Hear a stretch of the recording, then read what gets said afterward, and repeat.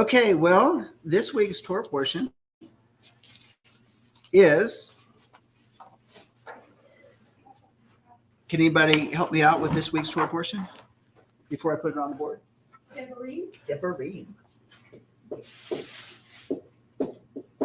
Some people do it this way, Devarim. Either way, it gets us to the same point. What's it mean? Some people call it the, let's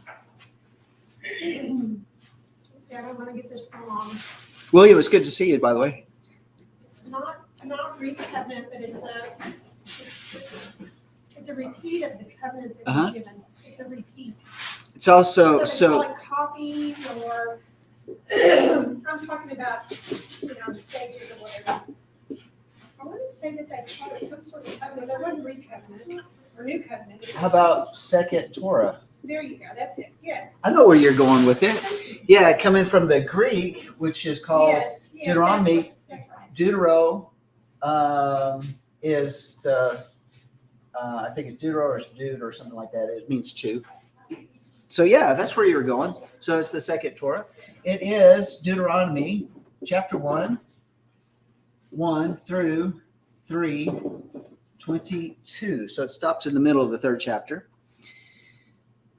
There is a relation to that word, which means bees. Bees. I don't know if we're going to get that. We've talked about that in times past. I think I had some notes on it, but there is a relationship. Well, I'm going to talk about it if you have time. I want to hear what you have to say because I don't remember it. If you have time. I didn't go that direction when I was studying it, so I will have to pull it out of the cobwebs of my brain. Here it is, bees. I do have some notes on it. Maybe we could look at it. Okay. So before we go any further, let's pray. And does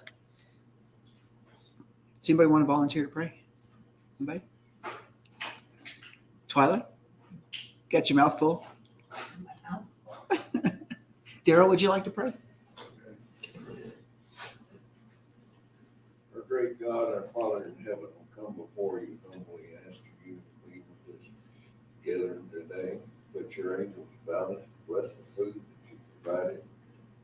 Bless our hearing. Help us to apply the instructions you've given us and to guide us this day.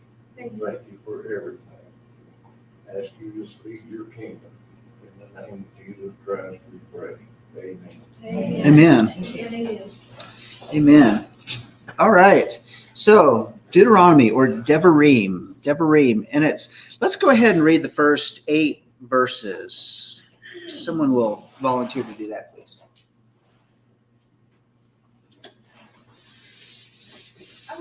Okay. These are the words Moshe spoke to all Israel on the far side of the Yarden River, in the desert, in the Arabah across from Suf, between Haran and Tophel, Lavan, Hetzerat, and Dizrahah. It is 11 days' journey from Horeb to Kadesh Barnea by the way of Mount Seir. On the first day of the 11th month of the 40th year, Moshe spoke to the people of Israel, reviewing everything Yehovah had ordered him to tell them. This was after he had defeated Sihon, king of Imri, who lived in Heshbon, and Og, king of Bashan, who lived in Ashtaroth at Edrei. There beyond the Yarden in the land of Moab, Moshe took it upon himself to expand his Torah and said, Yehovah spoke to us in Horeb. He said, you have lived long enough by this mountain. Turn, get moving, and go to the hill country of Imri and all the places near there in the Arabah, the hill country, the Sheblah, the Negev, and by the seashore, the land of the Canaanite and the Lebanon, as far as the great river, the Euphrates River. I have set the land before you. Go in, take possession of the land Yehovah swore to you, to your ancestors, Abraham, Isaac, and Jacob, and their descendants after them. Sorry about my throat. Is that right? Yes. Okay. Yep. Yeah. Ragweed starting to bloom. I guess something. I was in Tucumcari Carrier early this week, and wow, I was like, hey, fever, what's going on here? Because I was starting to get, my eyes got real itchy and stuff while I was out there. So something's blooming. Okay. Usually I look at that as a sign of vitamin B complex deficiency. I take it. And it helps. It really does help. It helps me, by the way. I'm not giving medical advice for anybody that's listening online or anything like that, or anybody that's listening right now. You can check it out for yourself. Okay, so Deuteronomy. Let's kind of step back a little bit, because right now we're going into this book. It is a rehash of the first 4 books, and as you can tell, he's saying, okay, this has been our journey so far. But did you notice that he only talked about 7 places of this entire journey? He didn't talk about all 40 places, 42 places that they stopped. He just brings out 7. Why do you think he brings out 7? 7 stops. Any thoughts? Okay, so just to think about this and to kind of put this in terms of perspective, these are Moses's last words. In 36 days, he will be off this planet. So he will die.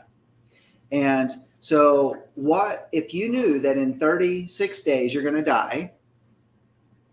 What are you going to do with your life? Are there going to be some people that you might gather with you to talk to?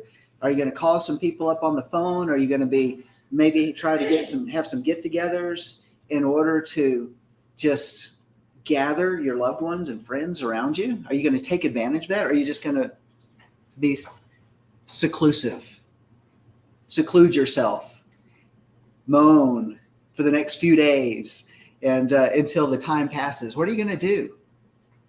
I mean, I've thought about this, especially in these times with these people that are getting the turbo cancers. You've heard about the turbo cancers, and or that phrase. Anybody heard that phrase before? You haven't heard that? Okay. Due to particular things that people have had to, many times just to keep their jobs, got injections, and it's caused turbo cancers. It's cancers that they get that are discovered, and in 3 or 4 days, they are so blown up in their body, they're dead. If you go to the doctor and find out, oh man, you got cancer, it's all over your body, and it exploded. It's like, wow, you got one of these extremely rare, they'll call it extremely rare, but one of these turbo cancers. And they say, well, yeah, you just have a few days. I mean, you're beyond surgery, you're beyond chemo, you're beyond, of course, we're doing the truth about cancer, looking at natural remedies to this. You have 3 or 4 days. And the doctor gives that bad news, instills that fear. What are you going to do for the next 3 or 4 days?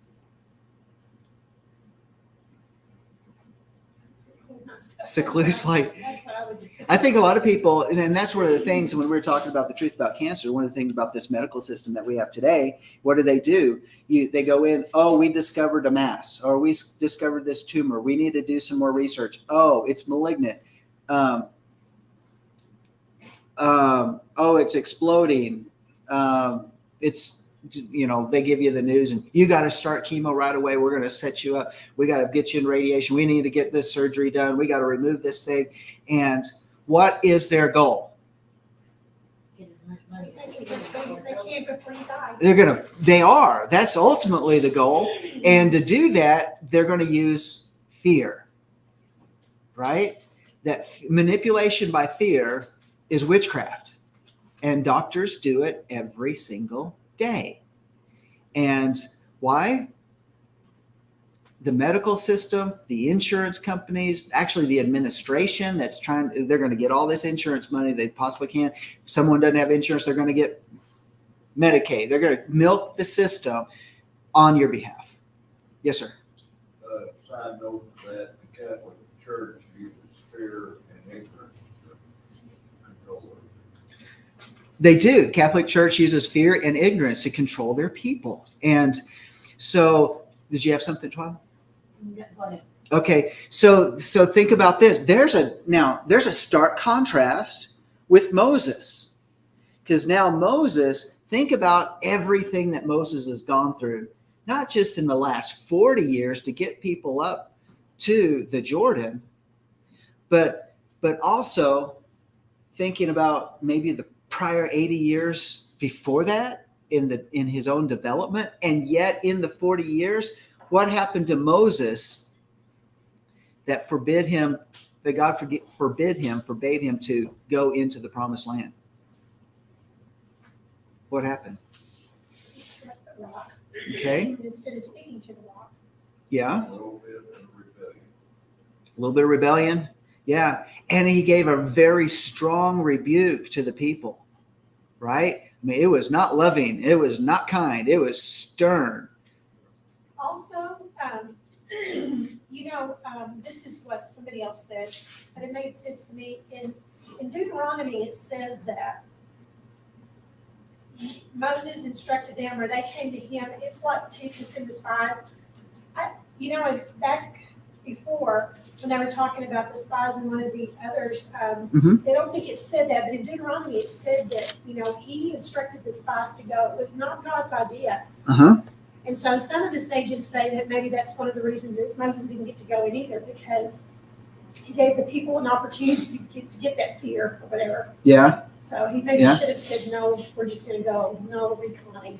Yeah. Yeah. That's actually chapter 1, verse 22. Right. Then all of you approached me and said, let us send men before us that they may search out the land for us and bring back to us word of the way by which we should go up and the cities which we shall enter. And the thing pleased me. And I took 12 of your men, one man from each tribe. Yeah. So it pleased him. That was not Yahweh's instruction. That was Moses.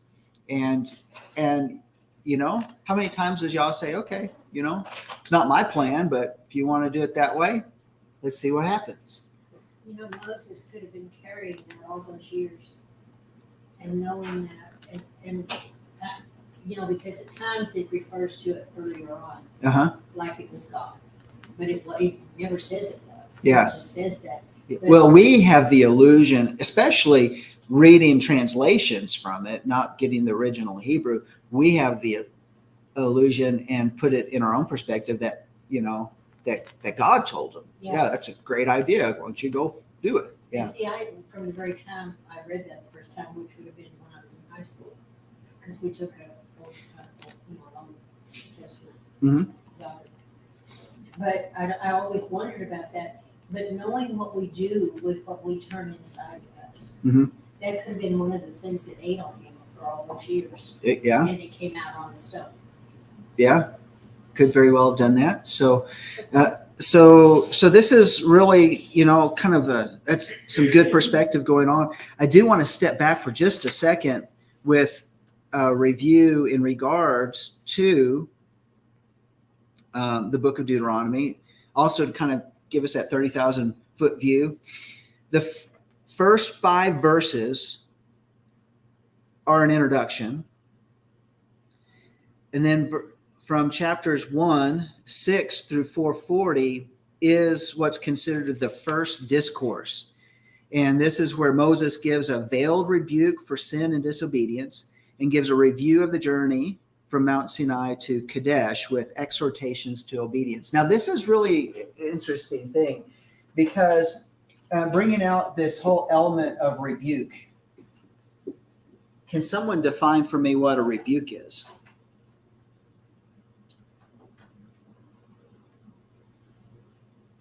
Mild all the way to not mild. A rebuke could be a simple thing, or it could be letting something happen. It's letting you know that something's not right that you did. Yeah, It's it said you did this wrong, Yeah, you did right? it wrong, yes. And a lot of times there's tone that goes with it, right? If you rebuke your child, It's what you do before punishment. it's what you do before punishment. Yeah, there's a rebuke. So in this discourse, he's given a rebuke, and also then it's followed out with a reproof. What's a reproof as opposed to a rebuke? And we're going back to the English language. You can look it up, and if you got your smartphone or whatever, you can look it up and look at definitions. I didn't do that beforehand. But is a reproof the same as a rebuke? It doesn't seem as strong to me. It isn't to me. It's not as strong? Okay. All right. It's like, okay, prove it. Yeah. So in other words, it might be saying, here's the facts. Let's relook at that. So it's like, here's the facts. Good, negative, perspective. So it's a reproof. Whereas a rebuke, we're talking about, boom, you did this wrong. And the rebuke could also be in front of peers, Uh-huh. and it could be a lot stronger. Hey, you really just told that out on the road. Uh-huh. It goes on and on. Yeah. Rebuke is an expression of sharp disapproval or criticism. Sharp disapproval or The criticism. The reproof is an expression of blame or disapproval, like, mild reproof or something. Say, It just seems less sharp. Less sharp? Yeah, like Mhm. that one said. so the tone changes between the two. Yes, that's the way it seems. And then in Moses' discourse, it changes to exhort, an exhortation. Now, what's an exhortation? Isn't it His opinion. what's the word? It's a encouragement. It's encouragement. I couldn't think of Yeah, words. it's like, okay, y'all messed up. There's some things that went wrong. Now let's move forward. Okay? And so you think about that, because what is in 36 days, there's going to be a shift of leadership. And then what are they going to do? They're going to cross the River Jordan, and they're going to go into the Promised Land. So think about this. If you know you have 30 days to live, are there some things of rebuke, of reproof, and exhortation that you might bring to your family and to your friends that are around you, that are gathering with you? I mean, all of a sudden, life perspective all begins to funnel down to these last very important days. I know what I would say to my kids. That's what I need to do now, but yes. Yeah. And a lot of times, how many times do we hold off on rebuke now because we think we have enough time? We don't want to alienate. Yes.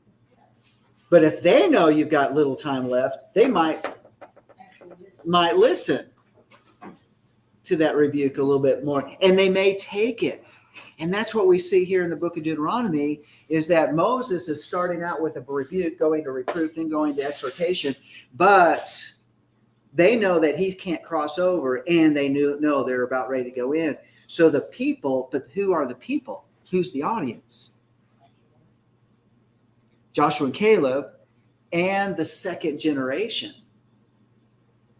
So he immediately begins pointing out 7 different stops that are particularly tied to major incidents that happened in the wilderness. So by naming these stops, he doesn't have to come out and say, you did this, you did this, you did this, you did this. They know what happened. They know what happened on each one of those stops. And they're like, and if you think about this, now Moses is how old? He's 120. He's 120 years old, and he's thinking, you know what? I goofed up in my 80s. or 90s, 80s. He was probably in his 80s. I messed up in my 80s, and I really handled it wrong at the rock.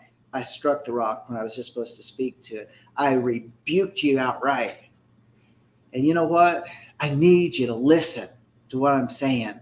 These are my last words. So he quickly moves from rebuke, where he talks about these 7 stops, and the people go, oh, yeah, that happened. These are the reasons our parents aren't with us right now. These are the reasons that we've had to be the generation that's going to carry the vision forward from the land of Egypt and go into the promised land. We're that chosen generation. And I think, if you think about it, I think the people are really quiet. Now, here's some things that the rabbis say. The rabbis say that this discourse took 36 days to give. In 36 days, because every so many years we're supposed to read the book of Deuteronomy at Sukkot. Every 7 years. You read through it, through the entire Sukkot. Okay, that's good. I think that's really important, because if you're not reading through in the Torah portions, at least you're going to get it once every 7 years, and you're going to read through it. Kings were supposed to write their own copy of this book. Do you think in leadership that a person who writes out the words of Devarim, the words of the words, do you think it's going to affect their rulership? The way they're going to, if they actually have to write it out themselves, they got to think about each little letter that's being spelled out. Every jot and tittle, okay? It would make a big difference. So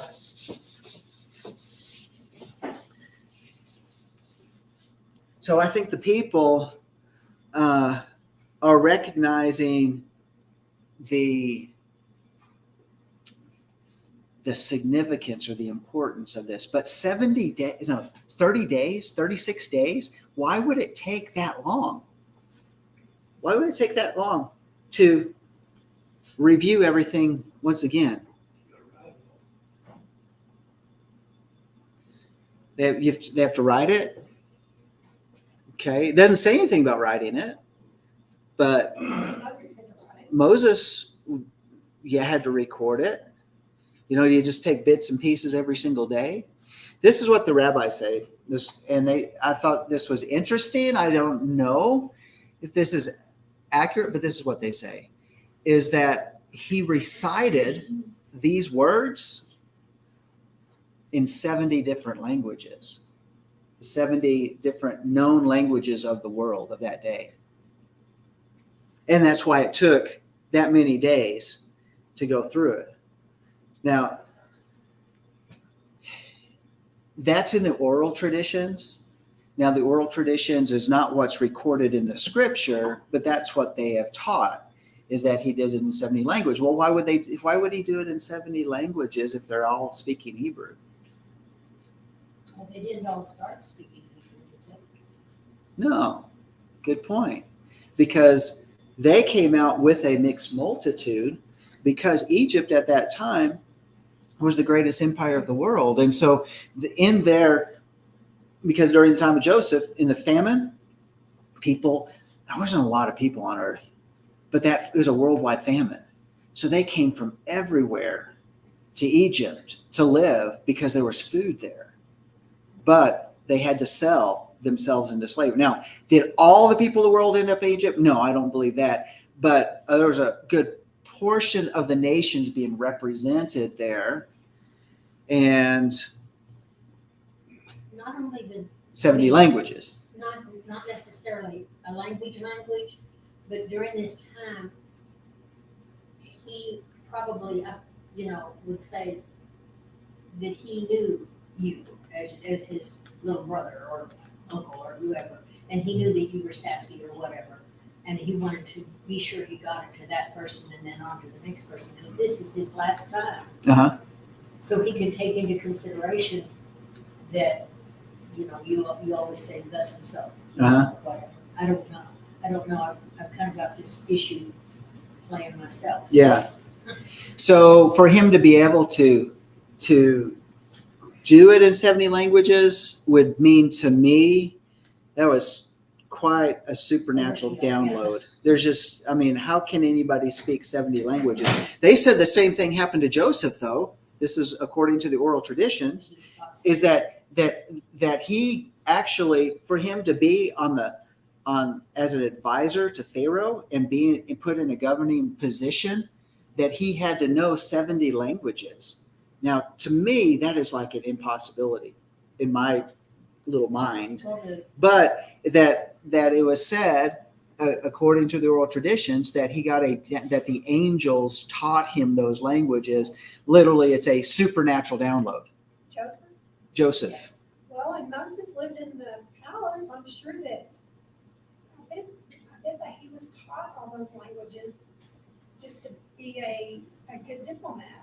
And that's possible too. I mean, that's just you think about if you're going to be raised in the court of the king, of the Pharaoh. So I don't know. It's just some interesting thoughts that are kind of, it's outside of my parameter. So I set those things on the shelf because that's a good question for Yeshua. When he comes, tell us, Moses, what happened? Right? Joseph, did it happen? What happened? This is the oral tradition. How much of this got stretched over the years? Daryl. Just a thought I've had, probably had nothing to do with this. They were in the wilderness for 40 years, basically going in a circle. They could have made it across the desert, I think, about 11 days. They hadn't messed up. Well, what were they doing in that 40 years? Herding cattle or what? They could have taught the whole group Hebrew by then. Yeah. I mean, what do you do? There's no distractions like YouTube or television. Television is kind of getting passe. It's kind of like, not a lot of people, more people watch all those things on their phone as opposed to television anymore. But yeah, grandpa's stories. How many times can you hear that story? I mean, it's like. Just briefly, I want to throw something out there. I have met with my family off and on for years. We kept track for years. Mm-hmm. And if there's anything they know how to do, it's argue. Anything they love to do, it's argue. And they are going to always be right. And yet deep down in my heart, I just feel like with things going like they are, is it possible even to face them with some of the, I mean, we live a completely different life than what they are living, even though it's coming out of the same core. Yeah. And, you don't want to leave fights. Uh-huh. You don't want to leave arguments. Mm-hmm. Maybe you're better off not doing anything. Uh-huh. That's something that I've been thinking about a lot. Because it's sort of available. Yeah. Right. Because if you rebuke a scoffer, what are you going to do? You don't want to just make a deep pit right there. Yeah. That you'll have an enemy. And they know I'm different, and they know that I got weird. Mm-hmm. There's two of us that got weird up there. One is some kind of thing in Idaho, and me. One's a cult. The other one is the truth. Okay. And they're both watching. Everybody's watching. Everybody, because they tangled. Actually, one of the cousins is tangled with my daughter. Uh-huh. And he just finally folded his Bible up and says, "You sure do know your Bible?" And he didn't talk to him. So you don't want to get that. You don't want to do something like that. Yeah. So there's a verse. It says, it's Proverbs 9:8. Reprove not a scorner, lest he hate thee. Rebuke a wise man, and he will love thee. So that's where you have to use discernment, and the Spirit will lead you, I think. Yeah.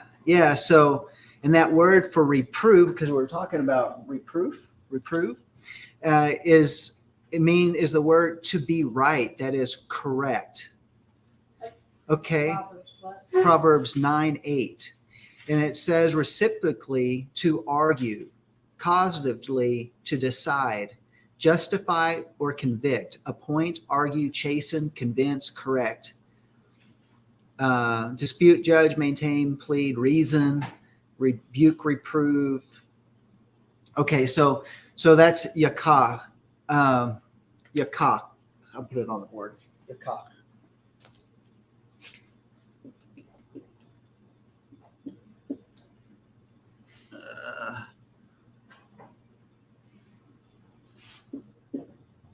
Okay, that's the Hebrew word yakah. But then it says rebuke a wise man. Huh? Isn't that interesting? In this case. Rebuke. That this word yakah is in the King Jimmy. They use the same. It's the same Hebrew word. They just use different words there. So it's the same word yakah. But isn't it interesting? So you don't want to rebuke a scorner. Well, what's a scorner? By definition, the Hebrew word is lutz. It's properly to make mouths at. That is to scoff, to interpret or intercede. Ambassador having derision. Interpreter make a mocker, scorn. Okay, so in other words, a scorner, I'm going to say a scorner is an unbeliever. Because you can't just take the principles of the word and say, you're messing up according to the word, because what are they going to do? Well, and they already, They won't get it, and then they're going to say, you're just, and immediately now there's a wall, an obstacle. Daryl.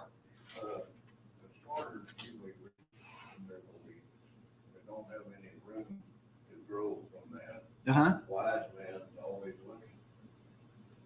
Okay. All right. Well, and I think the word wise says a lot.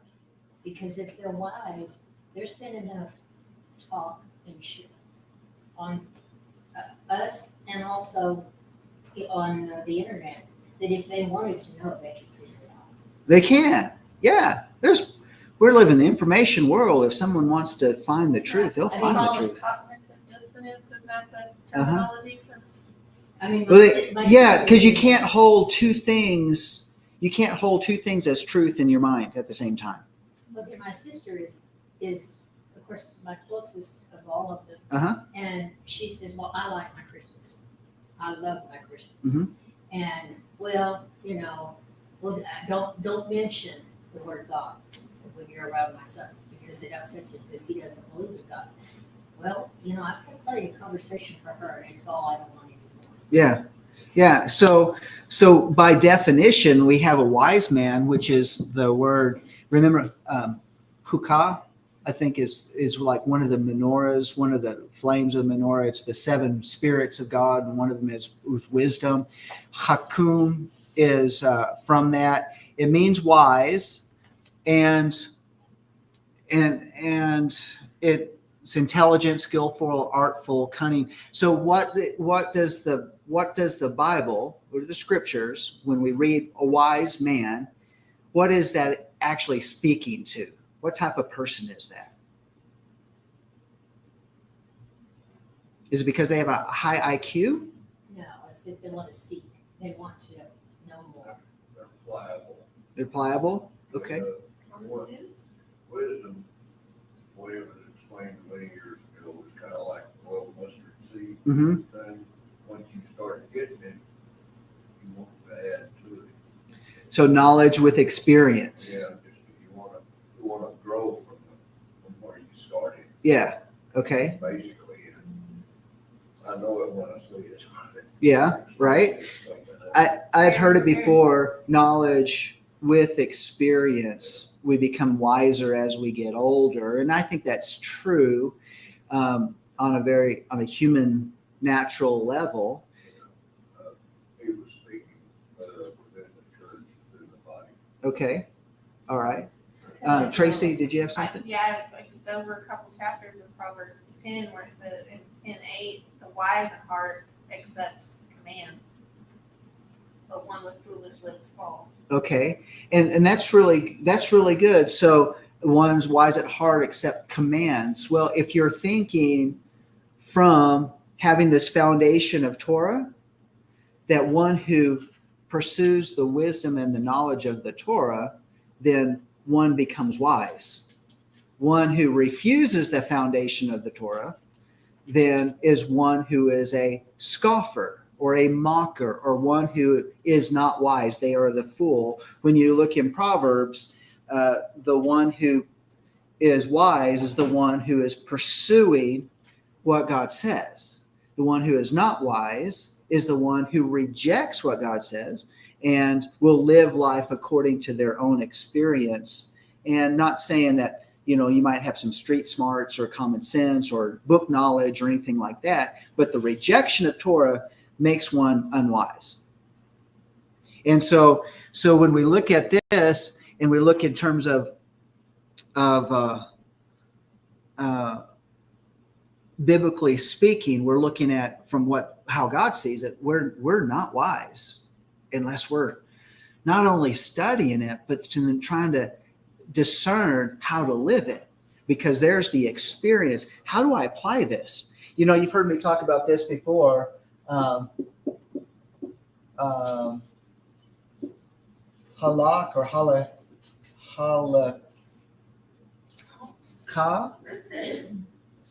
Halakha. I don't know if you put that as a. That's okay, we don't know. Okay. Versus.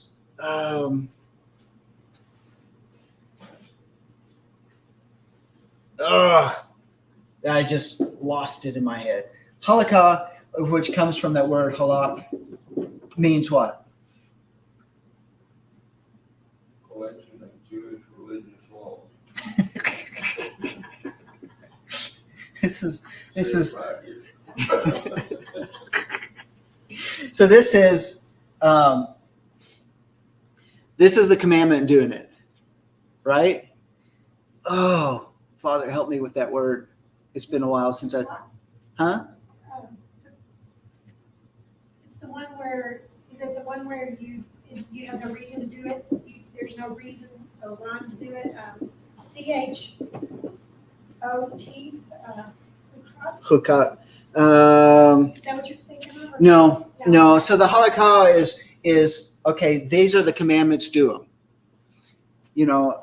Every 7 days is the Shabbat. Keep the Shabbat. You don't have to think about it. It's just 1, 2, 3, 4, 5, 6, 7. Keep the Shabbat. You got the feast days. Keep the feast days.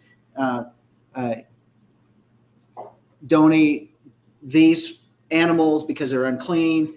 These are animals that are clean. That type of. It's just you don't have to think about them. It's like, oh, there it is. Okay, I'm going to do that.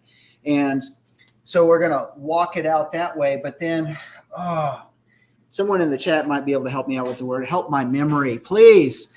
And Does it start with an A?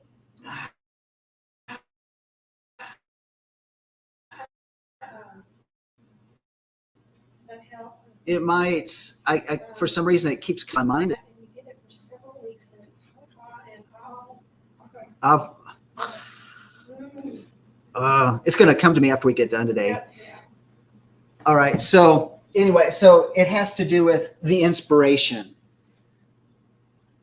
It's about, we can read the word and we can figure out how to say, okay, I'm going to walk this out. I'm going to start keeping Shabbat. I'm going to not eat pig anymore. That's pretty simple. But what does it mean if I'm not going to eat pig anymore? Is there inspiration that comes from that? Agadah. That's it. Agadah. That's close. I'm going to misspell it probably. Agadah. Agadah. So this is the inspiration that we get. Can, outside of walking out, not eating pig, is there something that then, what type of life does that breathe into us that causes us to elevate from a natural state into being inspired in our life, that affects our heart. It gives us a greater understanding of God by not eating pig. Is there something that there's inspiration in that? You know, one of the inspirations for me about that, about not eating pig, is that God loved me enough to tell me Yes. that this is not food, because it will destroy my body. It may not destroy me the first day that I eat it, like if I ate, certain mushrooms that are just direct poison. Think about those prophets. They were making a stew, and they ate it, and they got really sick. And then I think was it Elisha that came and says, "Well, put such and such into that, and you're going to be, and then eat it, and you'll be okay." So what's the inspiration? One of the inspirations of not eating pig is that God loved me. He told me. Why did I reject his love by putting that into my body all those years? That he was actually trying to look out for my benefit. In spite of what my taste buds told me, because I was trained to think that my taste buds said it was okay. My taste bud, when I ate it, when I ate bacon, when I was a young kid, I thought bacon was great. Like, give me some bacon. Are we out of bacon already? That was like only 2 pieces of bacon. What? Why? Because my flesh really liked that taste, because it was in our family. We all ate it. And then it's like, well, that's just Old Testament not to eat that bacon. Or is it? And so it's a paradigm. So when I had to go back, and same thing with the Shabbat. I had all the reasons why Sunday was the Shabbat as opposed to Saturday being the Shabbat, first day of the week versus the 7th day of the week. I had all my reasons. But when God said, "Oh no, you're supposed to rest on this day. Stop from your labors. Pause. You're going to be recreated." It's like, well, why can't I be recreated on Sunday? Because 50 years, no, actually, it was less than that. Less than 50 years, but let's say 50 years for the sake of argument. I worked my tail off on Saturday, and Sunday never felt like a break. Again, what do you say? You worked your tail? Yeah, I worked Monday to Friday, full time, extra hours, all that sort of stuff. Saturday came around. Well, I didn't have time during the middle of the week because I worked all these extended hours. So chores, errands, get ready for Sunday services, do all these different things. Sunday come along, work, just get everything done on Sunday. There's no break. Monday morning, get up and do it all over again. And then Shabbat came. Like, oh, this is a blessing. I can break from my slavery. At least one day out of the week. I can break from my slavery. Sundays were that much better because we weren't rushing to do all sorts of everything that we do. Even when we were not pastors, we were always really involved in church. And so it just never felt like a real break. And even on Sunday afternoons, if I didn't get the lawn mowed on Saturday afternoon, I got it mowed on Sunday afternoon. I mean, there was just always stuff. But then God breathed on the scripture. No. He breathed in my spirit, and I saw it. Like, look at that. That's amazing. Where else have I missed God's love in this? And then there was a shift that took place. Let's see. Did I miss anything? I like to walk. Yeah, Eddie, or Tammy, I don't know. It's under Eddie's name. Yes, Ecclesiastes 7:5 says, "It's better to hear the rebuke of the wise than for a man to hear the song of fools." So so if we rebuke a wise man, this is what Moses is doing. Guess what? The second generation had 40 years under Moses. Unlike their parents who died in the wilderness, now they're inspired. This is a generation raised on Torah. I think about that. And I know everybody that has kids in here, you think about your kids and you think, anybody that has kids, you think about, wouldn't it be great that they'd be raised in a way that I wasn't? I mean, I was raised in church, but raised on Torah. Your reference to the pig. Yeah. Amarillo doesn't have to do that. She had that experience when she was like 2, maybe 3, and made sure all of us knew and helped her ask forgiveness because I ate it, you know. She was so sincere about it. So she didn't have that. She knows right now. Yeah. That it's not good for her. Which was very simple. I mean, this is something parents and grandparents think about this when your kids are at daycare or Mother's Day out and it's secular, even if it's a church ran one. Guess what? Pizza day, they order pepperoni pizza. Does your kid know enough not to eat the pepperoni? And praise God, she did. Yeah, I think she was 3 or 4. Well, she wasn't. I think She so, might have been 3. but she ate pepperoni and then she realized. And she waited because you could, when she was telling me about it, she had talked about it. Yeah. And then all of a sudden, well, I did it. I ate pig. Yeah. Yeah. And she wanted then Sandy stepped in. Yeah. But she doesn't have to go through that. Yeah. Right. So a wise man, so one who follows Torah then is one who's simply going to be able to say, you know what? I recognize that what you said is right. And I think that's what this generation is saying. We'll take that rebuke and we're not even going to. I mean, how many times do we want to say, but? Yeah.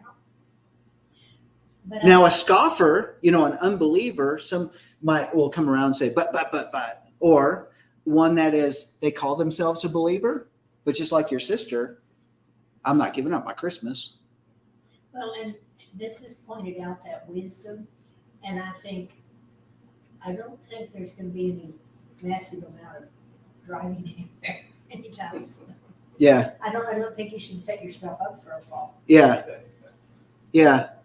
Yeah. So, but on the other side of it, how do we handle somebody that might? You just keep on loving them and you keep on sharing with them, and they have to, because all you're doing is being nice. Yeah. So they have to keep saying, well, I just don't believe that anymore. Yeah. So we don't want barriers or walls, because how many, I just remember coming into Torah and I was like, oh, the Shabbat and all that sort of stuff. And I'm thinking, I got to tell everybody. Well, I was casting pearls. I was Torah terrorist. I was casting pearls. I was not inspiring. But I was excited about it. But to them, it's like, well, I don't do that. They seems kind of Jewish to me. It seems. When you first come into it, you're so excited to finally see the truth that you've been looking for. That you want to tell everybody, and then everybody just shuts you down. Yeah. Yeah. We live in a place that's full. This world that we live in is so full of traditions. Break that tradition. It's like committing the unpardonable sin. Because traditions in our society are much bigger. That's why I would say this second generation is going into the promised land. They are they have separated one generation from the traditions of the Egyptians. Took a lot of years to get that out of their lives. So was that part of the process then? I think that's right. Do you think after 2 years they were actually ready to go into the promised land? Were we? No. That's true. So when you think about, that they couldn't go on. In fact, it says this, let's go to verses 34 and 35 of chapter 1. It says, then Yahweh heard the sound of your words, and he was angry and took an oath, saying, not one of these men, this evil generation, shall see the good land which I swore to your fathers, except Caleb the son of Yefunah. He shall see it, and to him, to his sons, and I will give the land on which he has set foot, because he has followed Yahweh fully. This evil generation. So it's not just wise when we follow the scripture, we're considered evil when we're not following his word. Now, how does that set with the people who think that a good person is one who helps the little old lady across the street? It's the one who holds the door open for a lady. You can't do that in some parts of our country anymore. You'll get rebuked for doing that. A good person in our society is culturally woke. I'll just say that. All right. Everybody knows what woke means? Yes. Okay. You don't woke. Okay. Woke is really bad grammar. That's all I can say. Yeah. But on the other side of it, a woke person is culturally embraces all of the garbage in our culture today. The nonsense and all of that. Yeah. Thinks it's right. And a woke person is like a Karen. No offense to anybody named Karen, but the one who will actually turn around and just chew you up because you open the door for them. Or you don't have that cloth diaper on your face, or when you walk in their presence, or whatever it is. I had that experience at the Sprint store, T-Mobile store, back during the shutdowns.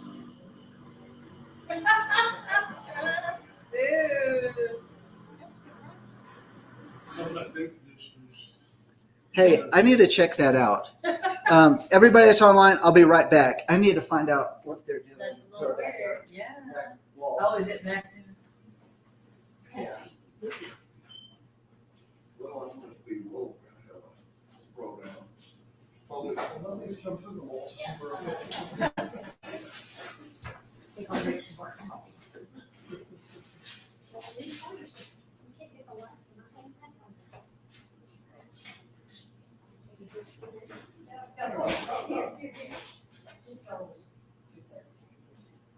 Okay. All right. So that was the maintenance guy. I guess he's doing something back there.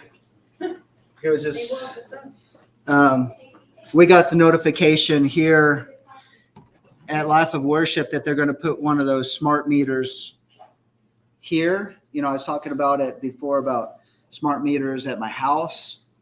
So wait for that form, but I'm going to request no smart meters here, by the way. We don't need that extra radiation going on. Yeah, really. So, okay. Boy, I haven't even. Okay, so this first discourse, we're talking about how Moses gives us veiled rebuke for sin and disobedience. Think about this. I was talking about Moses and his behavior and his attitude and that type of thing. How I think he's really mellowed out over the years, understanding that if he didn't get his motions under control, that he would allow the people to rile him up so he would say something that he would later regret. Moses, and that he has still gone through this learning process. So even when we're 80 years old, we might mess up, but there's still hope that by the time we're 120, we're still learning, and we still have a soft and pliable heart that will get life's lessons. And this whole life is really all about walking this out. I was thinking about this too. Devarim, the second reading of the law, or the second law, or whatever, talking about these words. Do you realize that the protocols of the kingdom will be the protocols in the life to come? Yep. Think about that. I mean, it's not like we go into the new life, we pass from this life into eternity, but we will still be living the same word. Mhm. Forever. Think about the dead. I mean, the people that are unsaved, the people without Yeshua. Guess what? I think they're going to live in eternity. Second resurrection. Well, yeah. Think about eternity without Again. Yeshua, which we call hell and Hades, and that eternal place of destruction. Think about that. All besides the torment, they won't know Torah. So every time they even have a thought that's evil,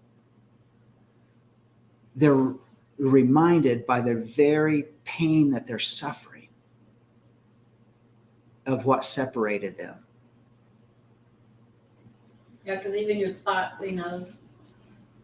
Yeah. So you better get it in gear. Yeah. So we have this opportunity. So he has these soft rebukes that he's going on. He's telling us about. The second discourse, by the way, begins in chapters 44 through 11. So it's just a small part, but it's a second discourse. And he's talking about the religious foundations of the covenant, the spirit in which it is to be kept, and the motives to right obedience. Think about that. So we'll be going into that in the next Torah portion. Moses shows how the covenant defines the relationship between Yahweh and Israel and emphasizes the basic spiritual demands that such a relationship imposes upon Israel.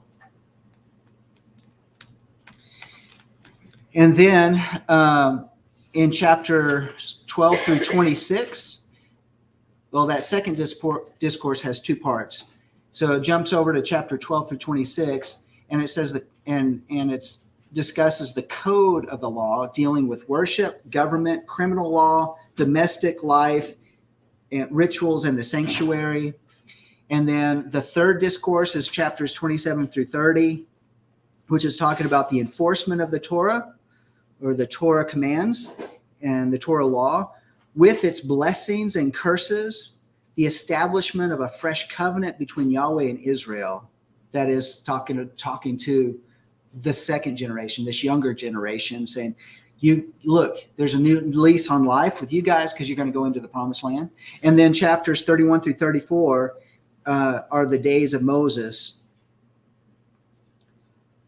and where the law has been entrusted to the priests. The Song of Moses, which is a prophecy of Israel's future. Then there's Moses' blessing as a patriarch over Israel. That's chapter 33. And chapter 34 goes into the death of Moses, which is going to be actually probably written by Joshua. In fact, I have another question for you. Who wrote Deuteronomy? Who wrote Devarim?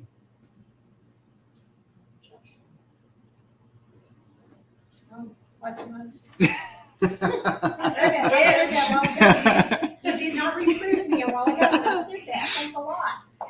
So Moses is accredited to the writing of Deuteronomy, but there it appears right at the very beginning and at the very end that there was a second author who put some words in. And why? Because it starts out and it kind of hints to being in the third person, that Moses may be speaking in the third person, which might hint to maybe somebody like Joshua could have done the intro and, of course, did the last chapter when Moses died, because Moses would not have been recording it his own death, but it may be injected in there. You know, it kind of gives some speculation, but Bob Dole always talked to himself in the third person or whatever. So Ways back, I think. okay, so y'all remember Bob Dole, right? I've heard the name. I don't know. He always talks about himself in the third person. See the guy that has dull pineapple? No, don't think so. But he was a presidential candidate and a senator from Kansas.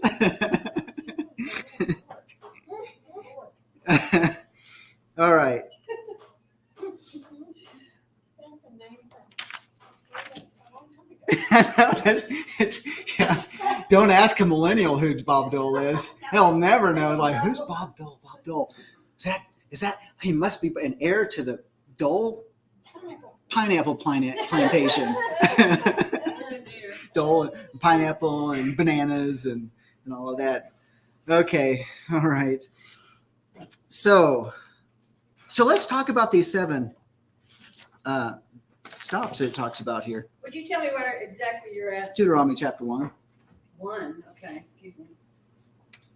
We've kind of scattered, we're kind of talking about a summary. This is some of the things that Deuteronomy talks about. So I'm going to take all of this off.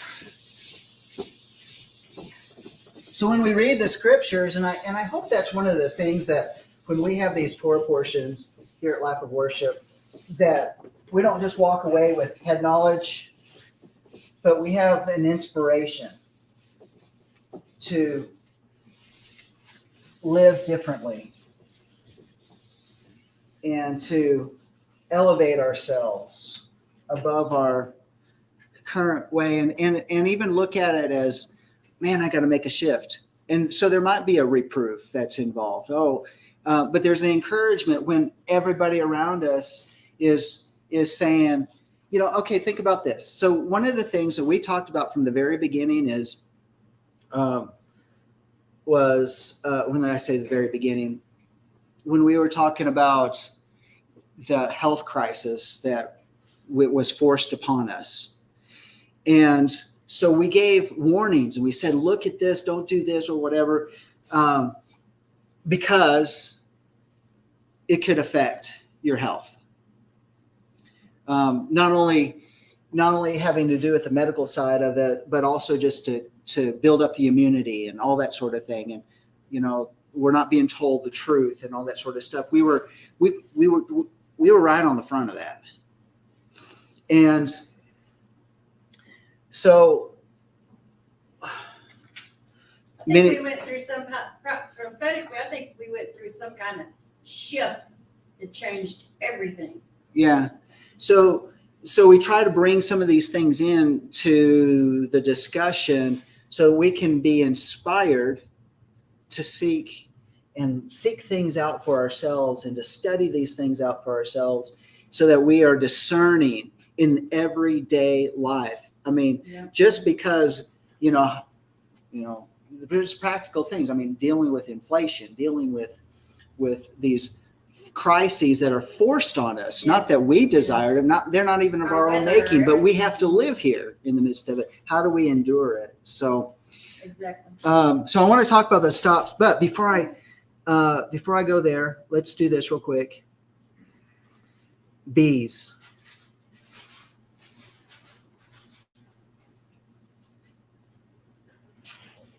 Bees.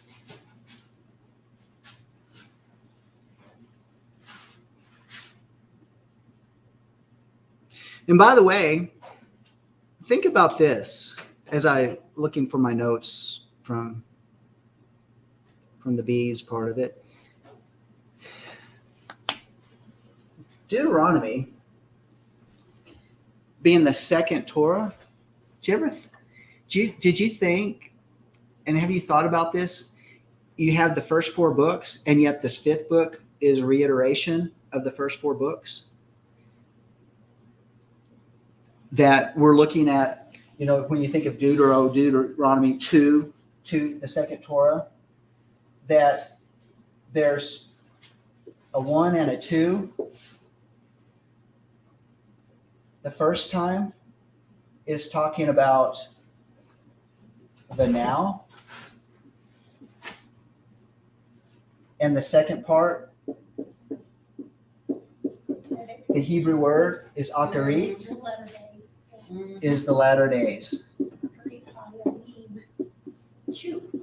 So he spoke to them. We study it out because we look at now, but then we're reminded that these words also speak about our latter days. So there's a first generation that led up to the time of Yeshua. There's a second generation that looks forward to his second coming.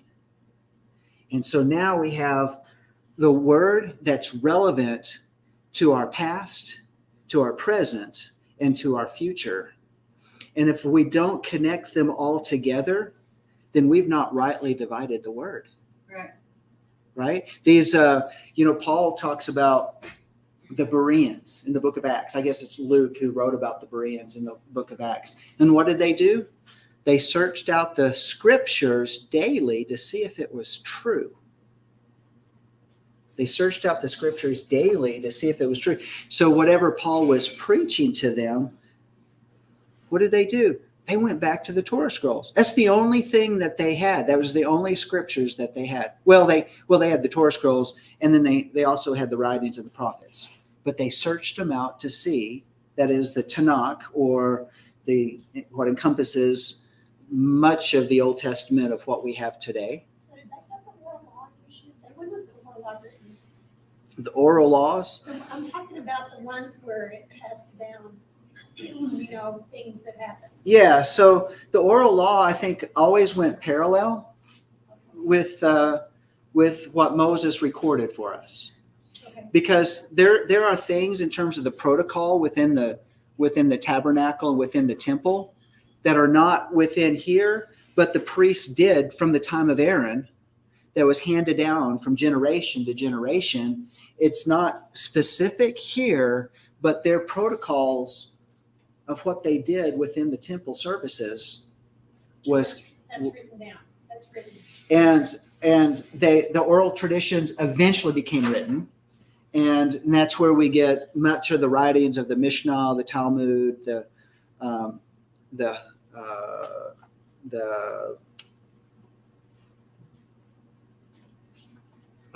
what is another word out there for these different writings that they have, but nevertheless, they recorded the oral traditions. Now there's commentary that throws into the Talmud as well, which have come from the rabbis pre-Yeshua and post-Yeshua that are just commentaries, just like Matthew Henry commentary of the scripture. It's commentary, and that's where you get a lot of the weird stuff that as well, where that Yeshua is burning in hell in his own excrement or something like that. Or, it's really bad stuff. Those are commentaries. Okay. They're just commentaries. And that's why it's also very important to make a distinction, and that this is what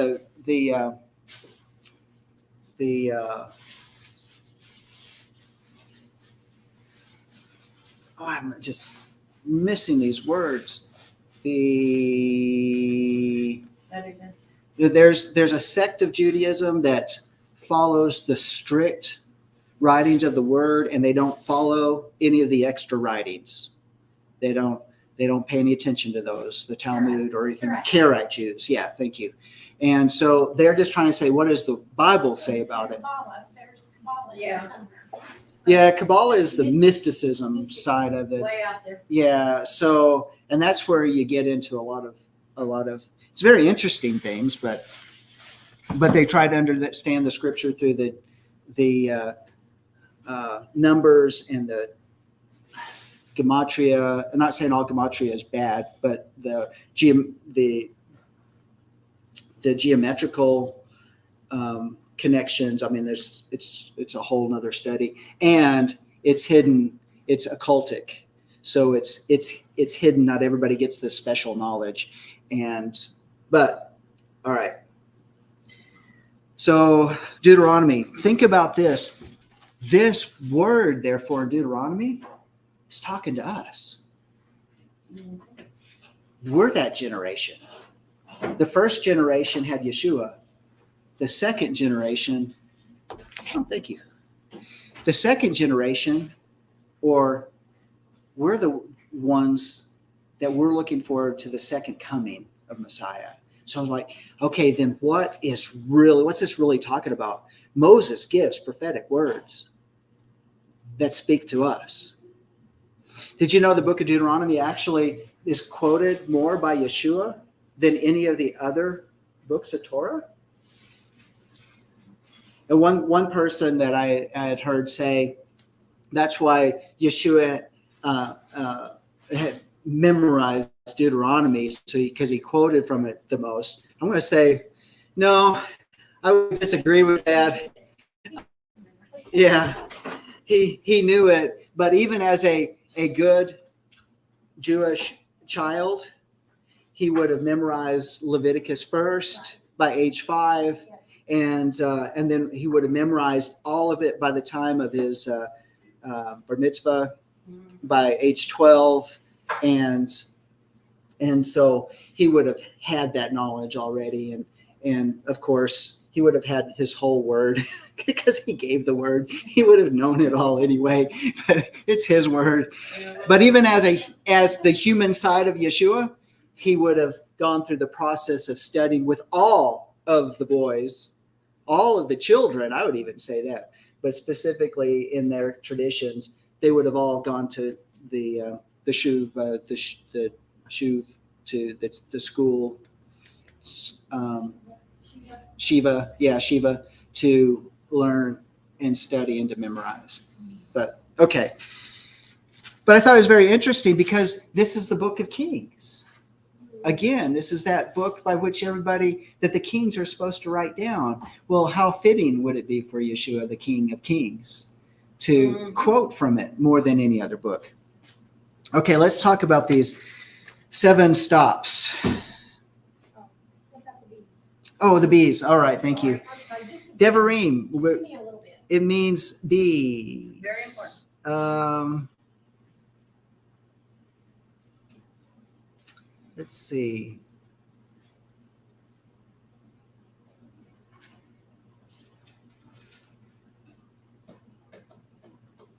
I'm looking for anything special that was in my notes from before. Well, it's okay if you don't. It's fine. And I need to just probably look it up on my own.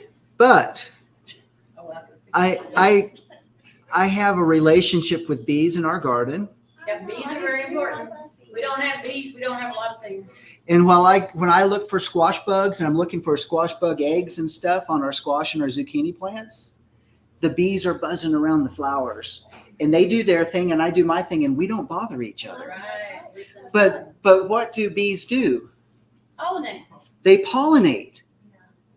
So think about how this word is so important because it is jumping from one flower to the next flower, distributing the pollen. So gathering and distributing and sharing. And what is the result? Fruitfulness. Fruitful. You can always tell when a squash fruit or a zucchini fruit is not pollinated. Why? Because that female flower might grow just a little bit, but then it dies. It wasn't pollinated. And so it's not fruitful. And kind of gives us, what's our inspiration for that? I mean, this is the word. These are words. So the whole thing about bees is pollination is are we pollinating enough to cause people to want it more, so they too can become fruitful. We're told to be fruitful and multiply. So they see a change in us. Yeah. We're told to be fruitful and multiply. And what was it? What is the name? What's another name or metaphor for the land of Israel? Land of milk and honey. So it's a very prosperous. In other words, honey speaks about it has lots of growth, lots of flowers, produces lots of honey. And then milk, of course, refers to Does anybody think about the land of milk and honey? Is it like, does milk flow the streams or livestock? Yeah, livestock. So it supports a lot of livestock. So now I thought it was very interesting. Dr. Pigeon brought out the point that from another aspect I'm still chewing on, that the land of milk and honey speaks also not only livestock, but a place of camels. That's why I have camels on my timeline. And camels, why? Because it's speaking about the hump, because honey speaks about something that's sticky, you know, and if the fat in that hump of the camel, apparently, I haven't checked it out myself, is kind of a sticky substance. So it's very interesting when you do another word study of it all. It could be the land of milk and camels, And don't they or eat livestock and camels? Don't camels. they eat camels too? They do. Is it kosher? No, I didn't think so. disgusting. it's really, Uh, yeah. And I find it very interesting. When we went to Israel in 1975, they said you had to be very careful because they would substitute camel meat for hamburger meat if you got your burger. Oh, geez. And we Is went, that possible? yeah, That's what they did to us whenever we were done. Instead of that, they were supposed to be making hamburger meat. We were eating camel. yeah. We went to, we were like, man, if I could just, when I was in Israel, 1975, I was fifth grade. So I saw the land, 1975, from the eyes of a fifth grader. So it's all about sight and smell and taste. You know what I ate most of the time I was there? Omelets. I knew it was safe. I was a very picky eater. Omelets. I knew it was safe because why? We were like, oh, can we just get a hamburger? There's a hamburger joint. It's called Wimpy's. You know Wimpy? Wimpy's? You know from Popeye? Yes. Yeah. So Popeye, Wimpy always ate hamburgers. Well, it's a British hamburger chain. They had one in Jerusalem. So can we just get a hamburger, please? That was the worst meat ever. It was, they said that was probably camel meat. Don't eat there. Don't they serve a lot of lamb? That'd be right up my alley. Yeah, there's lamb and stuff there, but anyway, yeah. So I thought it was, because what do camels do? They're the workers, you know, Yes, the work. They carry. Yeah, they're and they, yeah. So anyway, Through the desert. just kind of an interesting thought I thought I'd bring out. Okay, let's get. Did we talk about bees enough? Well, Come on, there you go. Joe. Keep dancing. Okay. Yes, you did. Thank you. That was good. So in the book of Deuteronomy, we have, it's not just the repetition of the Torah, but there are 100 mitzvot or commandments, 100 commandments, and 70 are new. So it may rehash. There's 70 new ones in there. Okay. Yeah. That they were not previously mentioned in the other books of the Torah. And the Jewish sages suggest that the added mitzvot or the added commandments found in Deuteronomy help to clarify and explain the rest of the Torah. Clarification. Yeah. Oh, yeah, comprehension. Another name for Deuteronomy. Does anybody know what another name would be? You ever heard of Mishnah Torah? Yeah. The Mishnah Torah, which means explanation of Torah or a commentary of Torah. So this is really a good place. Like, let's say you're, we always say, in the Christian church, that you get somebody that's a new believer and they're like, oh, where do I start? What do I need to read? What do I need to read? There's so many books of the Bible. They point him to John. And so they point them to the book of John. Yes. The book of John is really esoteric. Mhm. Yeah, it's good to read, but there's without a foundation, it can be very out there spiritually for a lot of different people. Okay. And so then people say, okay, well, go back to the beginning, go to Genesis. I agree with that. Start at the beginning and find out what the foundation is saying, because each book builds upon the next, which makes sense. Deuteronomy is building on the first 4. But what about this? What about sending somebody maybe to the book of Deuteronomy? Yeah. I had thought that too. You know, Okay, yeah. which is an alternative, because the first book, you get a lot of history, you get a lot of word, you get a lot of good stuff in the book of Genesis. And if you've noticed in our Torah portion, how many, like in Bereshit, how many principles are embedded within that first chapter, let alone those first 6 chapters of Bereshit. Okay. Somebody new just reading it's not going to catch all that. They won't catch all that. No. You have to kind of be taught that, or It gives them a foundation. It speaks about, They're just starting out and then they go through the so-and-so begot, it just becomes just a wash. Yeah. There's nothing. yeah. So why not send them to Deuteronomy as an alternative, and then go back and read Genesis? Right. Just a thought. I don't, do both. or do both. Yeah.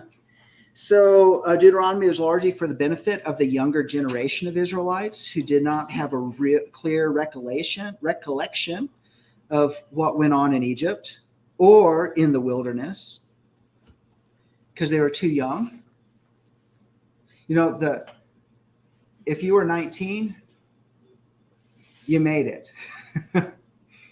You survived. Anybody older than 19 didn't survive the wilderness journey. But in other words, there's a lot of people that grew up as the second generation. At 19, we didn't know everything, did we? No. In fact, at 19, we still thought we could do it better than our parents. Yeah. Right? Don't tell me what to do. I'm an adult. Until I got to 25 and I realized, Mom, Dad, what would you do here? What about this? What about that? There's something to have. Maybe for guys, your brain fully develops by age 25, 26, somewhere around there. And then you realize how much more you need to know. It took you a little bit longer. All right. So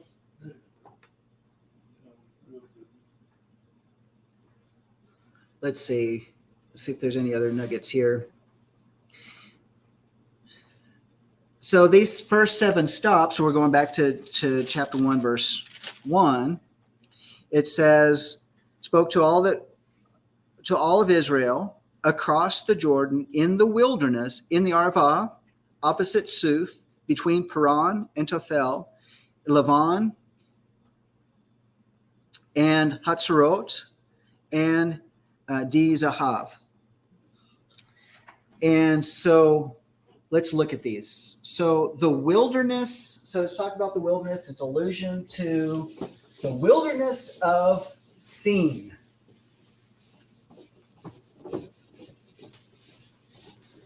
Sin. In the Paleo Hebrew, does it, that word, Sin, what letter does that correspond with?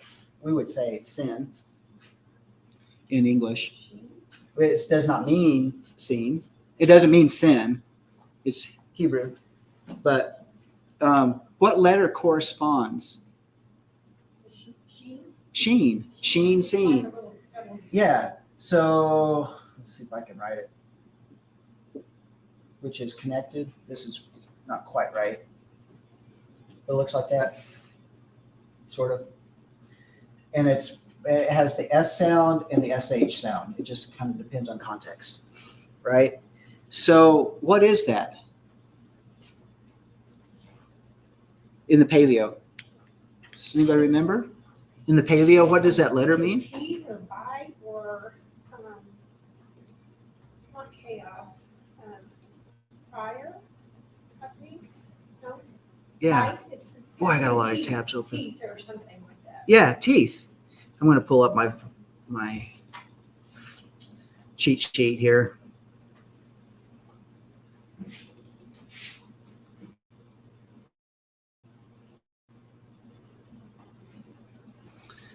And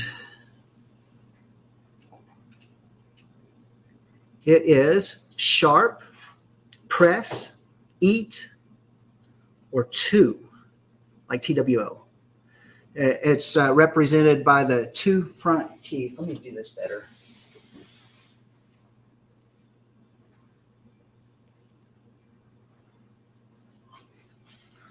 I don't know. I need to work on my stuff.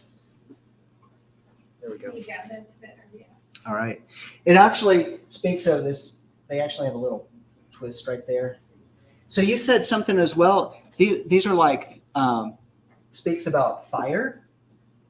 Like this is the letter that's over Jerusalem. If you look at a satellite map of Jerusalem, you have the three mountaintops and valleys in between where God has put his mark.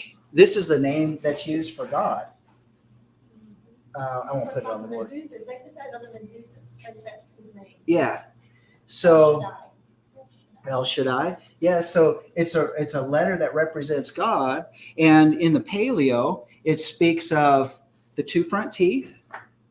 It speaks about to press, to eat is something sharp, and so think about this. I always think about it. So they call it the wilderness of Sin. Now it probably has a totally different meaning, but I always think about that letter, and that letter is what were they supposed to find and what happened to them in the wilderness of Sin. Covenant with him. Huh?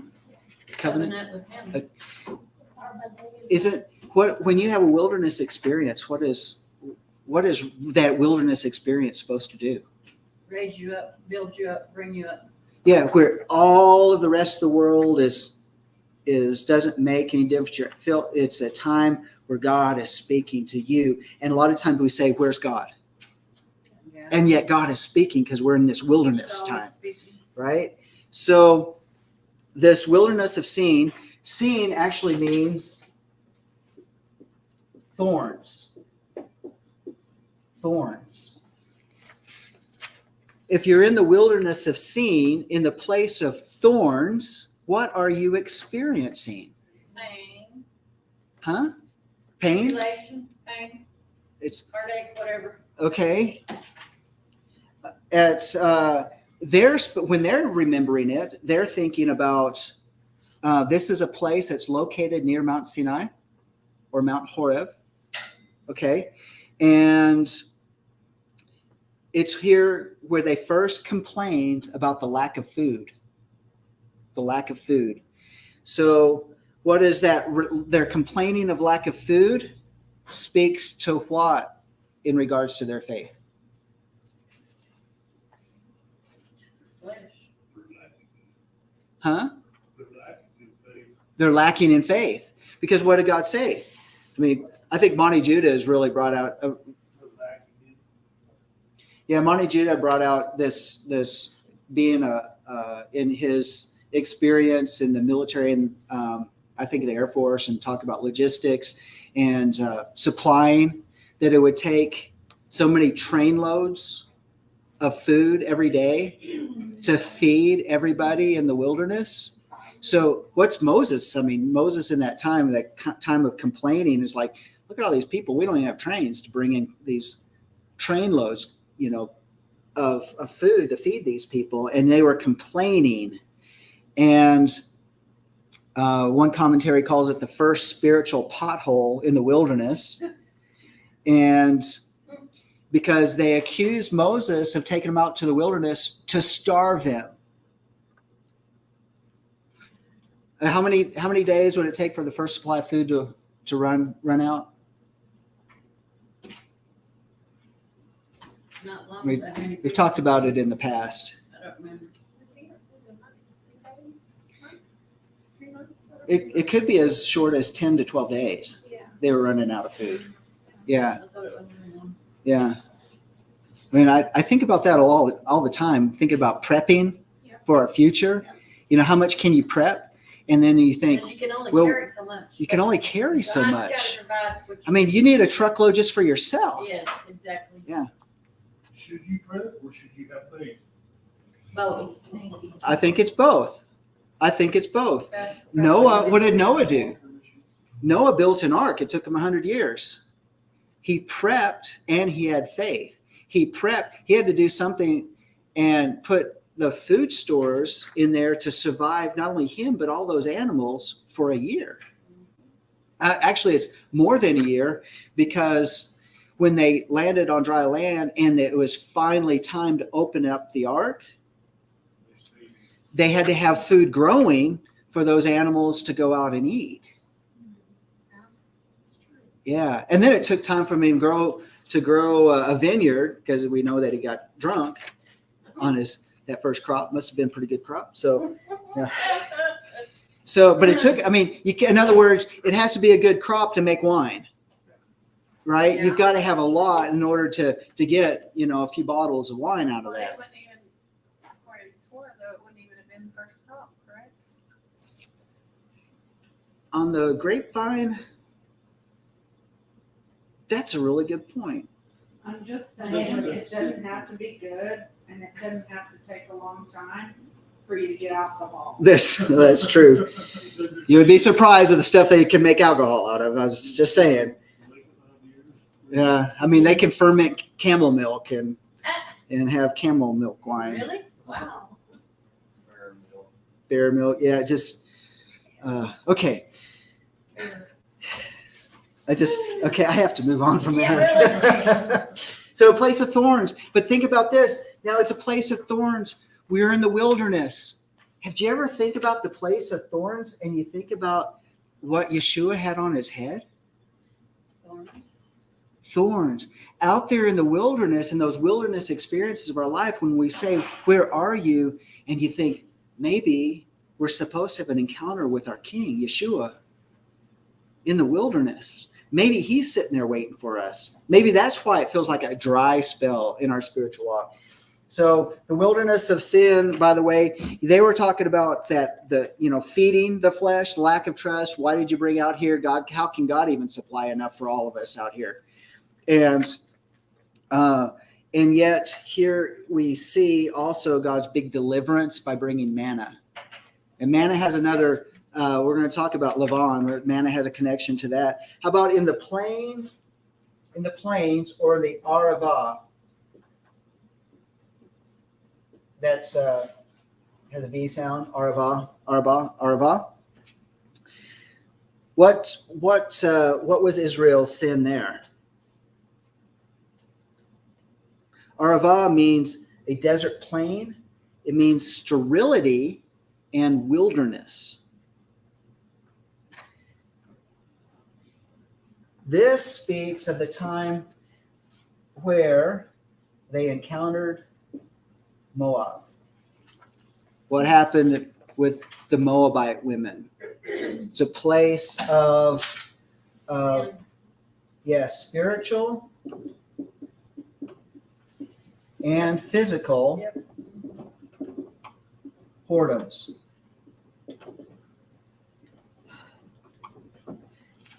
Was there another place of spiritual and physical whoredoms? What was that? Probably several places. Probably, yeah. Oh, yeah. Yeah. How about the golden calf? I was gonna say, I don't know where that was. Yeah. So this talking about Moses bringing up said, oh yeah, that was with the Moabite women. There was some bad stuff that went in because we started cross-contaminating our faith with what they believed in and brought us to that place. And oh yeah, remember what happened at the golden calf? 3,000 died. And what plague broke out with Moab at the Moabite women and stuff? Was there a plague that broke out? I think there was. Otherwise, but I don't think it said what, just 24,000 died though. Yeah. It might have said what, I don't remember. It's just like Lord got mad at him for the golden calf, he got mad at him for this other stuff he did, so yeah. Yeah. Now this They next part. suffered because of it. Now the next part is the opposite of the Red Sea. What was that supposed to remind them of? This was a time, that Israel complains that they're going to die. And there was sarcasm and cynicism against God in their statement against Moses, where they said, because there were no graves in Egypt. So not any graves in Egypt, so you got to bring us out here? Wow. Well, I look at myself and I think, How would we have done? how have these thoughts, these type of thoughts go through my own mind, right? So, which speaks of fear. Again, fear, they faced fear a lot. Faithlessness, false accusation, and discontentment. Boy, Well, they were speaking against Moses, and Moses was his chosen one to lead them through the desert, so they should have shut their mouths. yeah. And at this point in time, they were remembering the comforts of their own slavery. Yes. In their bondage in Egypt, they thought it was better. Well, they didn't hold on to their promises, though. See, they let go of their promise. So I think that's really telling because, you know, we've been delivered of much, and yet sometimes we say, wouldn't it have just been easier if I never stepped into this walk of faith? Because maybe I wouldn't have the difficulties, the persecutions, the separation from friends and family, the comforts of our past life. I could just do whatever, and there just didn't seem to be much consequence for my actions. And but there will be, yeah. I mean, Yes. how many? Yeah, right. So where we actually glamorize even maybe our walk before Yeshua. When we remember, we remember the good, we don't remember the bad. Yeah, I mean, after all, Egypt had the leeks and the garlics. I was going to say the geeks. They had geeks there too, I'm sure. Okay, You didn't say it'd be easy. didn't say. No, it's Right. true. Okay, so there's our first 4. 3 more to go. Got a few minutes left. So these things are, no, that was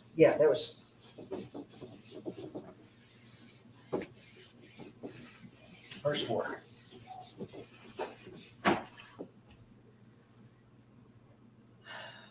Paran, between Paran.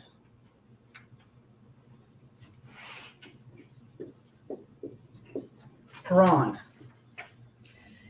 Paran means beauty.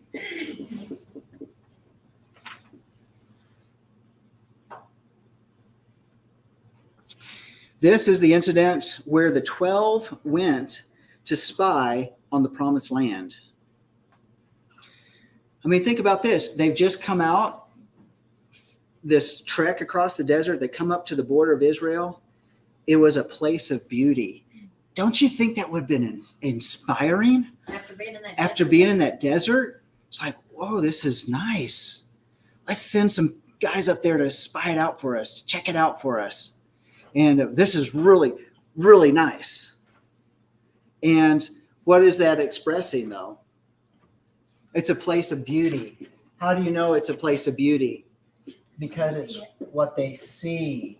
They're walking by sight. What's our faith about? Do we walk by sight or we walk by faith? And better yet, is it really faith that we walk by, or is it faithfulness? I'll show you you say that even the demons believe and tremble. I'll show you my faith by what I do. Is James actually, Yaakov, is he actually talking about faith as some type of esoteric belief system, or is he talking about faithfulness? I'm going to show you by my lifestyle. You don't even have to ask me about all of my doctrinal positions and points of view. Like every seminarian has to go through and present their belief system before, they graduate, and have to go out and get a job at a church, and they have to talk about doctrinal issues before the board. Is it about their doctrinal points of view, their esoteric points of view? That's pretty Greek, because how do you even capture faith? Everybody has faith. Do we believe in doctors? Do we trust the science? Do we demonstrate faithfulness to what? To the words. So Faithfulness obedience is to the big. words. Yeah. How will we be? How does God see us? By a elevated belief system, or does he see us by how we Dude. walk it out? Dude. He said it. Do we walk it? Are we inspired by it? Okay. Faithfulness. Faithfulness in our language today, faith can mean so many different things. Faithfulness to what? What we believe. Right? So they at Paran, they're right there What it says. getting ready to go into the promised land, and then they delayed it. They paused and then came back and listened to the negative words, the evil words, the words that said, we can't do it. Or in other words, God's not big enough. How many times you say, I can't do that? You can. And we're saying, or is it, if he told us, is he not big enough?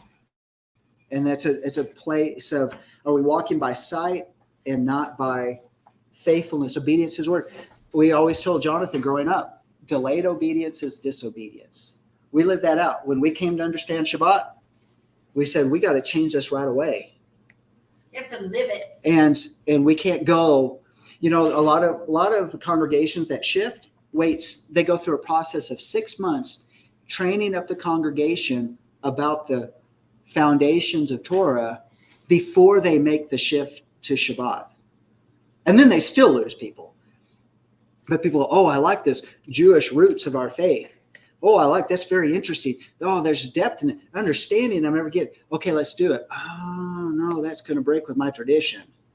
What are people going to say? I can't give up my Saturdays. I have to work Saturdays. So what are we living by? Is it by what we see? Is it because there's more tied to it that therefore it affects our faithfulness to our word? That's what the facing of the giants was all about. Do they trust God because he said it, and therefore they're going to say, well, he said it. That's what Joshua and Caleb did. So let's go up right now. We'll take them. After all, what are giants anyway? They're just big old dumb oafs. I heard that. I didn't hear that expression, but the giants were hybrids. Yep. If they're not genuine human beings, Angels and humans. there's a mixture. And guess what? You're going to have diminished intelligence. It's like a clone. What was that movie? It was called Clones. Multiplicity. Multiplicity. Where they made a whole bunch of clones of the same guy. And by the time you got to number 3 or number 5 or whatever, man, that guy was dumb. It's really Texas, he was a clone clone of of the clone. the clone of the clone. There So must no be- wonder you end up with 6 fingers and 6 toes on one side. There must still be some of them around. I've often wondered that, as far as generationally now, everybody's, we're so smart and we know all these things and whatever. But do we really? Because to me, everything's just been diluted over the years. We're just copies of copies of copies. Traditions. We get our knowledge from where? From the Yeah. AI or? Right. So are we really as smart as? Yeah, right? When you see pockets called of people.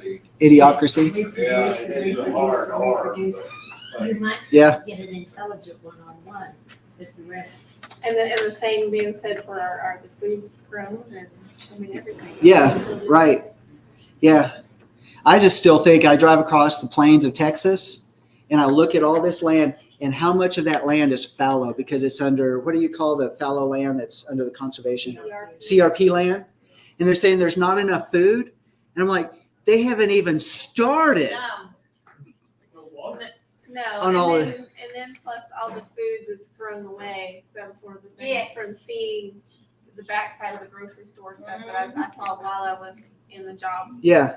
And carts and carts and carts of food that's being thrown into the incinerator. And I'm just like, Yeah. there is no shortage. Waste. There is no that shortage. can be seen before, And yeah. that's in spite of these, these 100-mile-an-hour winds that flatten out the corn crops over in Illinois recently, and the floods and the fires and all that. That's in spite of that. We could have One plenty. of the last days I was there, I took a picture of 5 grocery carts that was headed for the incinerator. Yeah. And I Wow. just, Pathetic. The next one is Tofel. Tofel. Meaning, I don't know that word. Calumny? Somebody, I don't remember my word wealth. We used to have word wealth in English, word wealth, and we studied all these words, and then we have to use them in sentences and definitions and get tested on it. Calumny. Does anybody know what that means? That's a new one on me. It's a reference to false charges or misrepresentations maliciously calculated to damage another's reputation. So, where were the false charges? Malicious accusations, misrepresentations. Ever come across that in your life? Ever been stabbed in the back? Mhm. Ever anybody say that your look or what you did was under false pretenses, that your motives weren't pure? How many times did Moses face that? Oh, he just wants the power. I mean, what happened between the conversation between Miriam and Aaron? And Miriam ended up in leprosy. Mhm. So, and then the other one was Lavan. It was Tophel and Lavan. Well, what does Lavan mean? White. That represents the color of manna. Manna, remember we talked about thorns earlier? Well, manna it's been translated many times as what is it? But as Sandi is taught on, more accurately is who is it? Who is it? It is him. He is the bread Yes. of life in the middle of the wilderness, and they complained. The very life that was sustained them for 40 years. And it was usually a group a few of them that always started something. So this speaks about the sin of lust, ungratefulness, and false accusation. Mhm. And because what did they want? They wanted Egypt. Once again, where they could just grow everything that they wanted. Hatzerot. Just running that out of time. Hatzerot. It means enclosures. They had another opportunity to sin at the place of enclosures, Hatzerot. And this is a direct reference to Miriam and Korah.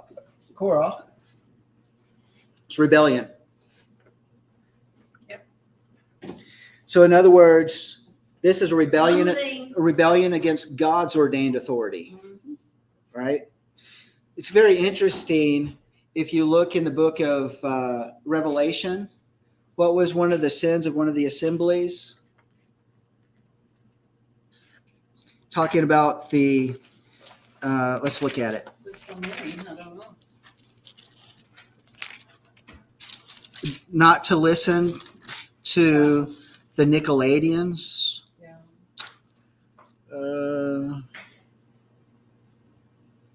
Let's see. Is it Thyatira, Jezebel? Nope, not that one. Sardis. Not Sardis. Not Philadelphia. Smyrna. Is it Smyrna? No, one Smyrna. Is it Ephesus?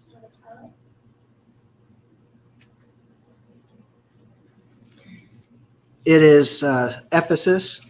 It's Revelation chapter 2, verse 6. Yet this you do have, that you hate the deeds. Oh, now that's okay. Now this is a good thing, that you hate the deeds of the Nicolaitans, which I also hate. So that was something that Ephesus was doing, right? And what did you say about Thyatira?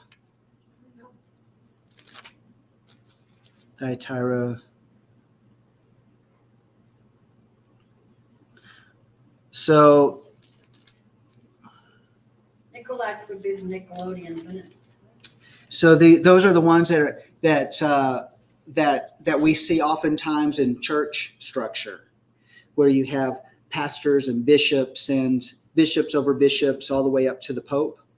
That's this structure where the laity is at the bottom, and you have to go through this whole structure of leadership and rebellion against God ordained authority. So God does put people into authority, but is it necessary to have a huge bureaucratic structure around it all? Because things are going to get watered down. You're going to have this whole structure that's set up and saying, these are the doctrines we're going to follow, and these are not the doctrines. And they got to hold the organization together by that. And how does that really work?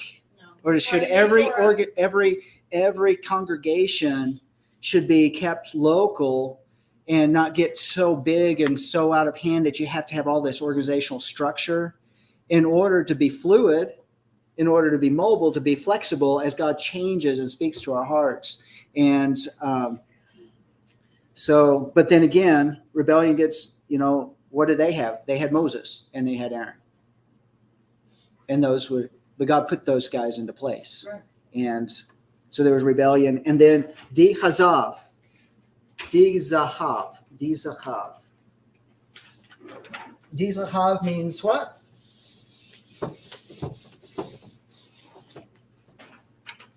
Gold.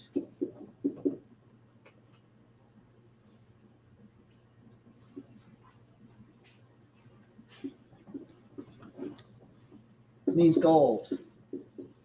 So physically, the place, probably golden looking. And this is a direct relationship. Okay, gold. What happened in the life of this journey that they were faced with gold? Golden calf. So some of these, in one sense, kind of relate to different events going on. Some of them are specific reference. It's a rebuke. Okay, just remember what happened there, where we had this idolatry that was set up, and how even more specifically that the riches lead to idolatry. If we look in the book of Revelation, the church of Laodicea, she has no need of anything. She's got everything she wants, so her faith is lukewarm. And so those are the challenges, and those are the 7 different shortcomings, sins, however you want to call it. These are the places where they failed, and warnings to what can be in our lives as we move forward, because what's our ultimate goal? We want to go to the promised land. Yeah, hit the mark. I think, and in my opinion, it's more than just an eternal life with Yeshua, or being the bride, even to live with Yeshua, but even to but what is the promise for us now as I look forward to a second Exodus? And how do we even make sure that we're part of the second Exodus? If we can go through what we need to go through to survive it and be protected. Because think about this, and this is something we should always look at. Isn't the bridegroom going to watch over the bride to make sure she survives? Yes. Make sure she has everything she needs. She's going to be taken care of. Because isn't Israel in the wilderness? Was Israel not the bride? And did not the bridegroom make sure she had everything she needed? From the journey to Mount Sinai, where the wedding day was on Shavuot, to the to be able to take her in to his house in the promised land. He did everything for her. Mhm. And they, as the bride, failed to see that. So the first generation refused to see themselves anything more than a slave, thinking that slavery was the place where they had provision and everything was taken care of. And yet, because of those attitudes and those failures and the veil that was over their eyes, they didn't get to enter in. Everything was done in the natural, because when you're a slave, all you're trying to do is survive. Physically in the natural to the next day. And honestly, that's where we are. We're trying to physically survive and try to figure out, when our bills become so much bigger than our pocketbook, what's in our bank account. And then we're just like, oh, I got to work longer hours, or I have to take on an extra job or more jobs, or is my retirement big enough to cover the inflation that I'm seeing, or whatever. Yes, ma'am. All of us need to look at that. And when we are looking at all this work we have to do, because we have all these bills over here, and so we go over here and we get these bills to pay them, and we don't sleep at night, and we're up and we work. We need to get our eyes back up there, because how can he be your provider if you won't take what he provides? Yeah. And we don't know how to go out there and get it. I don't know how to go get this money. Yeah. But God does. And it's really true. And how many times did he just show us, okay, income is not increasing, but our paycheck is not increasing, or however you want to look at it, but the bills are. And then he gives us these witty ideas that we can make a cut here, or there's extra provision that somehow supplies over here, and there's still a way to work around all that. And so that's why I really think it's very important that we're all connected into Yahweh's economy, as opposed to our own way, try to forcefully handle it. Because when we forcefully try to handle it ourselves, we're still living under the Egyptian system that's enslaving us and capturing us. Like, well, how do you make the difference? The only thing I know how to do is like the word that I had up here earlier, faithfulness. We're faithful to his word. If I don't understand the principle of tithing, does that mean I don't tithe? No. Or does it mean that, okay, I'm going to follow this principle of tithing, even though there's not a temple, even though there's not priests, even though there's not this, all this stuff doesn't line up. So do I not do this, or do I do it, or whatever? Or do I say it's a principle? Do I get involved in God's system and then trust him? And when he can trust you to come to him, then he's going to provide what you're needing to take. I've And tasted him before, I man. use He comes that. through. I use that just simply as an example, not to say one thing or another, other than to say, well, are we going to halakha? Are we going to walk it out? Are we going to be inspired by it? Is he trying to connect me to something that's bigger than myself? Mhm. Or is it one of those things, well, he didn't really mean it, or that's not for me today, or whatever? I mean, certainly there's a whole bunch of stuff about the priesthood that has or women, laws for women that aren't for men, but is there inspiration that I'm going to get from that? Not only as a man, but also as a husband, as a grandfather to my granddaughter, or something like that. Is there something halakha, walking it out to help through the process, or inspiration that says, oh, this makes me understand what it is to be the bride of Messiah even that much better? I got to close it. We got a break. It's already 10 after. Did y'all, I hope y'all got something out of that. Yes, thank my brain work.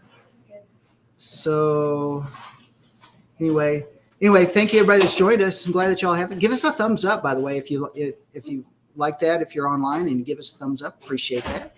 And we will see you all in the next part at 3 Central for a time of praise and worship. And until next time, Shalom.